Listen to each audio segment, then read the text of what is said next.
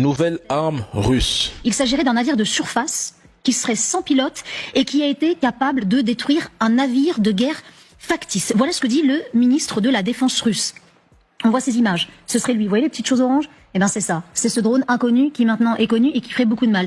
Le ministre de la Défense russe dit: les forces de la flotte de la Baltique ont été capables de détruire le navire d'un ennemi fictif grâce à l'utilisation combinée de systèmes maritimes sans pilote.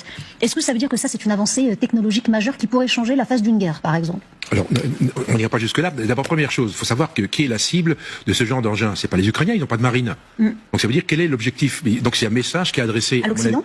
À l'Occident, aux États-Unis, puisqu'aujourd'hui peut-être dans La guerre change de visage. Le vrai destinataire de ce message, oui, c'est l'OTAN et surtout les États-Unis et le Royaume-Uni. La Russie dit clairement: approchez nos côtes avec vos navires, et on n'aura même pas besoin d'un missile hypersonique. Un simple drone naval kamikaze suffira pour vous couler proprement. Ce drone est une arme de zone grise, comme les Shahed iraniens. Difficile à intercepter, peu coûteux, utilisable en masse et idéal pour saturer une défense navale. Et oui, ce drone n'est pas pour l'Ukraine, mais pour ceux qui protègent l'Ukraine depuis la mer.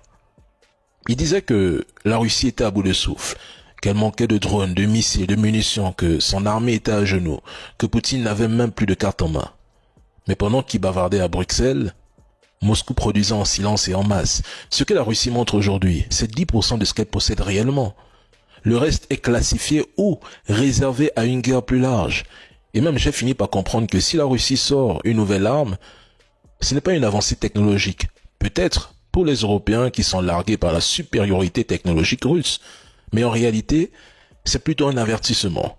Et c'est souvent la moins dangereuse du lot que la Russie dévoile.